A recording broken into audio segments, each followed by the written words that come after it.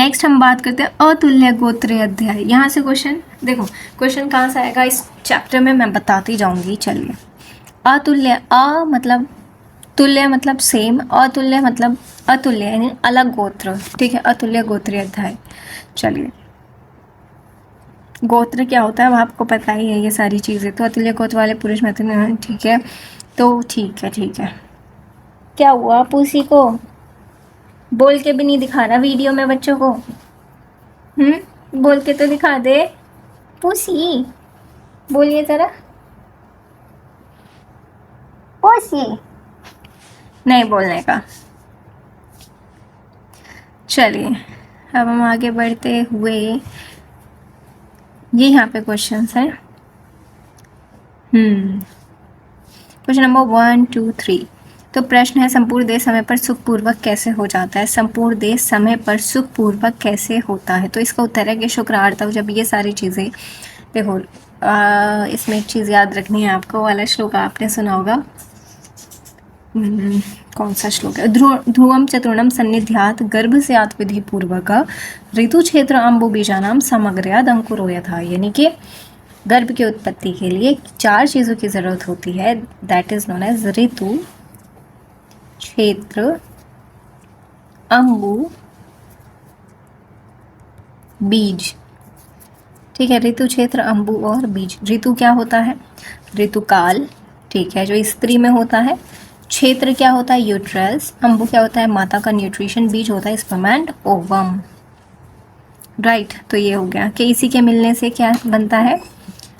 गर्भ की उत्पत्ति होती है। चलिए, अब नेक्स्ट हम देखते हैं, बंध्या ना होते हुए भी स्त्री देर से गर्भ क्यों धारण करती है? तो उसकी वजह क्या हो सकती है? दोष हो सकते हैं, मानसिक कष्ट होने से, शुक्र आर्तव के दूषित होने से, उचित आहार विहार ना होने से। ठीक है, यानी वही है कि ऋतु, क्षेत्र, अम्बु और बीज में कोई भी विकृति है तो ख़त्म मामला है। तो यानी इन चारों में अगर सही है तो सही होगा, नहीं है तो इसमें कोई दिक्कत है तो वो देर से ही होगा। चलिए, गर्भ होकर कैसे नष्ट होता है? तो ये कह रहे हैं कि गर्भ होकर कैसे नष्ट हो जाता है, तो वो कभी ठहरता ही नहीं है। ये कह रहे हैं कि वायु के द्वारा देखो वायु क्या कर देती है? उसे रोक देती है, अवरोध करती है। जैसे कॉन्स्टिपेशन में होता है कि वायु की वजह से कॉन्स्टिपेशन होता है, यहाँ भी वायु की वजह से आर्तव रुक जाता है और लोगों को लगता है कि वो गर्भ हो गया।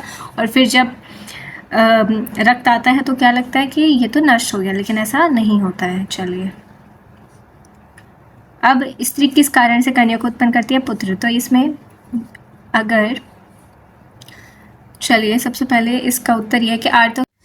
चलिए, नेक्स्ट अब हम देखते हैं कि ये बोल रहे हैं कि प्रश्न है कि कन्या, पुत्र, साथ साथ अलग अलग 2 पुत्र 2 पुत्री, बहुत सारे संतान कैसे होते हैं? तो इतना, इसका आंसर भी बहुत ज़्यादा सिंपल है कि अगर आर्तव ज़्यादा होगा तो कन्या होगी, यानी पुत्री बोलूँगी मैं, कन्या नहीं। ठीक है, पुत्र पुत्री ये ज़्यादा अच्छा लगता है। आर्तव अधिक होगा तो पुत्री होगी, शुक्र अधिक होगा तो पुत्र की उत्पत्ति होगी। जब शुक्र आर्तव मिलते हैं और बीज भाग को वायु समान भाग में बांट देती है, तो जिस भाग में शुक्र की अधिकता होती है उसमें पुत्र हो जाएगा और उसमें एक में पुत्री हो जाएगी, जिसमें किसकी अधिकता होगी? आर्तव की।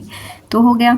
इस प्रकार पुत्र व पुत्री 7 उत्पन्न होते हैं। जब बीज भाग की वायु ऐसे 2 भाग में विभक्त करती है जिसमें दोनों में ही शुक्र की अधिकता हो, तो वहाँ पे 2 पुत्र की उत्पत्ति होती है।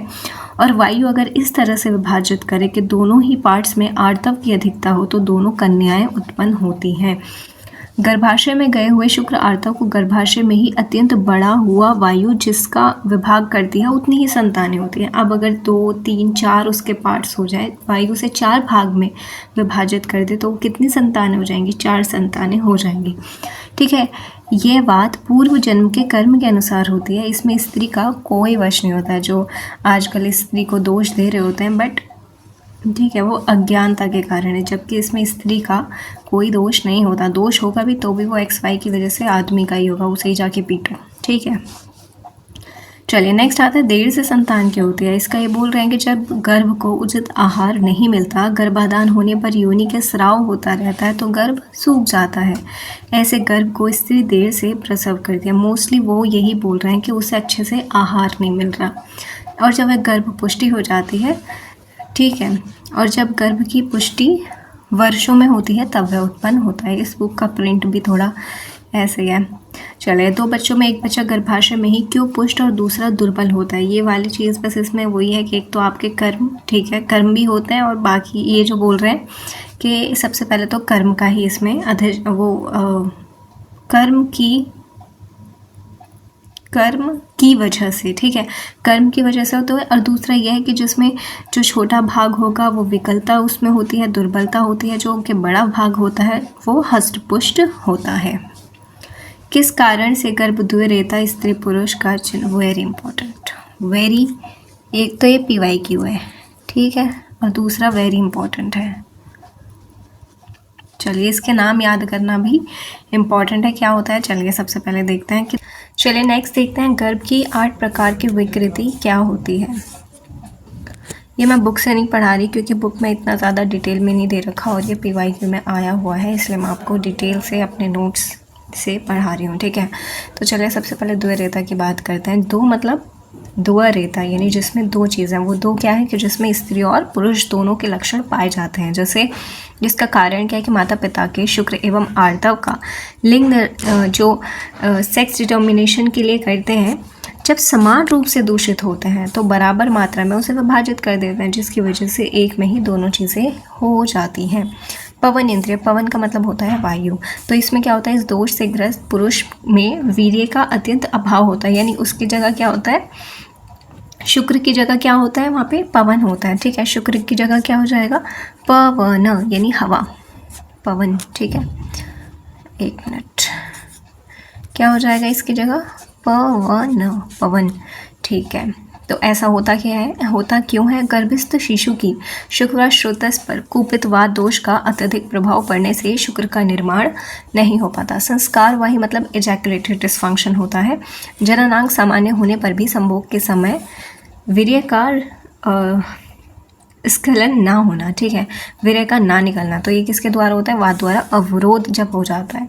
अब हम बात करते हैं नरशंड यानी मेल इनफर्टिलिटी की। तो पुरुष में नपुंसकता का होना, ये कैसे होता है कि यदि पुरुष अत्यंत दुर्बल हो, उसकी काम इच्छा क्षीण हो, शुक्राणु दोषपूर्ण हो, तो उत्पन्न संतान में यह विकार होता है, ठीक है। नारी शंड में क्या होगा, स्त्री में बांझपन का होना। इसमें क्या होता है, माता का शरीर का अत्यधिक दुर्बल होना, आर्तव में दोष होना के कारण गर्भधारण में असफलता होती है। वृकी, वक्री, जो भी इसे बोलें, ठीक है, मैं तो वृकी पढ़ती थी। चलिए, लक्षण जननांग लिंग की बनावट में, ये मेरा फ़ोन चार्ज पे तो हैंग हो रहा है। चलिए, बनावट में दोष होना, ठीक है। तो इसमें क्या होता है कि संभोग के समय माता के द्वारा अनुचित आसन का प्रयोग या पिता के शुक्र में अल्पता की वजह से। ईर्ष्या, ईर्ष्या का मतलब होता है ये एक प्रकार का मानसिक विकार है जिसमें व्यक्ति दूसरों की यौन क्रिया को देखकर ही संभोग की इच्छा रखता है। गर्भधारण के समय माता पिता का ईर्ष्या भाव से ग्रस्त होना, समझते हो। वातिक शंड, देखो वातिक शंड क्या होता है, वातिक शंड वात की वजह से है, ठीक है, वृषणों का विकास ना होना और उनका पूरी तरह नष्ट हो जाना। और किसकी वजह से, वात और पित्त दोष की वजह से गर्भ शिशु के जननांग वृषण का क्षय हो जाना। कैसे याद करोगे, वातिक शंड और वृषण, तो नाम से याद हो रहा है कि वातिक शंड और वृषण, ठीक है। तो ये क्या है, 8 विकृतियां हैं किसकी, गर्भ में जो हो जाती हैं, जेनाइटल, ठीक है। गर्भ की 8 प्रकार की विकृति, गर्भ की 8 प्रकार की विकृतियां समझनी चाहिए। टोटल कितनी है, 8 प्रकार है, इन्हें याद कर लेना। चलिए नेक्स्ट आता है गर्भाशय में सद्य गर्भ के क्या लक्षण होते हैं। अच्छा जी, तो बार बार थूक आना, शरीर में भारीपन, अंगों में शिथिलता, तंद्रा, ग्लानि, क्या क्या लक्षण एक स्त्री को महसूस होते हैं शुरुआत में। तो बार बार थूक आना, शरीर में भारीपन, अंगों में शिथिलता, तंद्रा, ग्लानि, हृदय में व्यथा, तृप्ति, योनि द्वारा बीज का अर्थात स्त्री बीज और शुक्र का गर्भाशय में ग्रहण कर लेने सद्य ग्रहित गर्भ के लक्षण। सद्य मतलब तुरंत गर्भ के लक्षण। फिर कह रहे हैं स्त्री कुक्षी में स्त्री पुरुष और नपुंसक के क्या लक्षण है, कि वो स्त्री पैदा होगा, पुत्र होगा या फिर नपुंसक। तो अगर स्त्री वाम चेष्टा यानी उल्टे हाथ से काम करती है, ठीक है, और स्त्रीलिंग चीज़ें उसे पसंद आ रही हैं, यानी कि जैसे स्त्रियों का स्वभाव के जैसे वो चलती है और स्त्रीलिंग चीज़ें उसे खाने में पसंद है, पीने में पसंद है, ऐसे ही वो काम करती है, तो मतलब स्त्री होगी। पुरुष के जैसे चलती है, पुरुष के जैसे बातें करती है, पुरुष लिंग वाले फल का, सब्जी का सेवन करती है, तो उससे पुरुष होगा। और दोनों मिलके अगर लक्षण उत्पन्न होते हैं तो नपुंसकता वाले हो जाएंगे। संतान के सदृश होने में क्या कारण है? इसमें किसी प्राणी की ओर आकृष्ट, देखो उस प्राणी के सदृश स्त्री का मन जिसकी तरफ होगा, इसलिए कहते हैं कि अपने हस्बैंड को देखना चाहिए। चलिए, माता पिता के सदृश होने के द्वितीय कारण ये कि गर्भों के शरीर की उत्पत्ति, ये माता भाई जो सारी चीज़ें उत्पन्न हो रही है वो किससे हो रही है? माता पिता आहार से हो रही है, माता पिता से हो रही है ना मोस्टली, तो क्रोमोसोम जेनेटिक्स वाला तो आहारज और आत्मकर्ष, क्योंकि सारी चीज़ें वही सारी बातें हैं। चलिए, किस कारण से स्त्रीहीन या अधिक या विकल इंद्रिय वाली संतान उत्पन्न करती है? तो शुक्र, वही इसमें आ जाएगा ऋतु क्षेत्र अम्बु बीजानाम, वही अगर विकृत है तो विकृत हो जाएगा। एक देह से आत्मा दूसरे शरीर में कैसे जाती है? कि अब क्या होता है कि एक शरीर तो मर गया तो उससे निकल के दूसरे शरीर में प्रवेश कर देती है, ये बात है।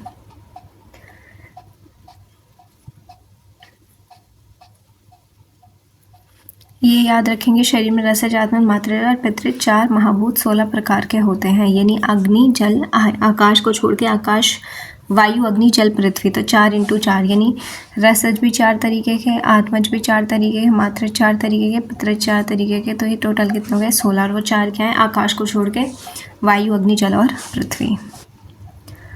चलिए, आप एक बार बुक आपको पढ़नी पड़ेगी, ठीक है ना। प्रश्न क्या है? किन भावों से आत्मा सदा बंधी रहती है? किन भावों से बंधी रहती है यार, बताइएगा। कि इसका आत्मा कभी उनका, ठीक है, जिसमें जो रज और तम, देखो डिम है ना, डिम मैंने बताया था फर्स्ट चैप्टर में, तो डिम की वजह से ही ये सारे बंधे रहते हैं। रोग कैसे होते हैं? तो रोग कैसे होते हैं? प्रज्ञापराध, विषम, ये याद कर लेंगे। प्रज्ञापराध, विषम, असात्म, इंद्रियार्थ, सन्निकर्ष और काल के परिणाम से। हर्ष और शोक का कारण क्या है? धर्म और अधर्म, वेरी इंपॉर्टेंट, ठीक है। हर्ष का कारण और क्या हो रहा है, ठीक है, हर्ष का कारण धार्मिक काम करना और ना करना शोक का कारण होता है। शरीर और मन उत्पन्न शांत हुए रोग पुनः क्यों नहीं होते? इसका उत्तर शरीर और मन सहयोग से होने वाले, जब वो नष्ट हो जाते हैं तो पुनः शरीर मन का संबंध ना होने से वो दोबारा नहीं होते। शरीर और मन के संबंध के पर, ठीक है। निवृत्ति का कारण क्या है? कि जब पूर्व जन्म का, अच्छा ये आ गया देव, हाँ जी। निवृत्ति का कारण, जो पूर्व जन्म में आप कर्म करते हो या पूर्व काल में किया गया है उसे दैव कहा जाता है, यानी पुनर्जन्म के कर्म को दैव कहते हैं और इस जन्म के कर्म को पौरुष कहते हैं। ये याद करेंगे, हमारी मैम इस पर बड़ा जोर दिया करती थी। दैव और परुष की विषमता से रोगों की प्रवृत्ति होती है, और देव और पुरुष सम है तो वो समयोग होता है, रोग की निवृत्ति होती है। रोग उत्पत्ति के पूर्व की चिकित्सा हेमंत ऋतु में संचित दोष का फी सब आपको पता ही है कि इसमें कब क्या करना चाहिए। हितकर आहार विहार का सेवन करना चाहिए, सुख देने वाले सुखकारक कर्म करने चाहिए। तो ये थी हमारी बात किसकी, देखो इसमें जो इम्पोर्टेंट था, एक तो ये परुष और पाप कर्म दैव कर्म वाला था, ठीक है, और नरषण नारीषण, कितने बच्चे, ये प्रज्ञापराध क्यों होता है, ठीक है, रोग कैसे होते हैं, ये सारी बातें इसमें इम्पोर्टेंट थी।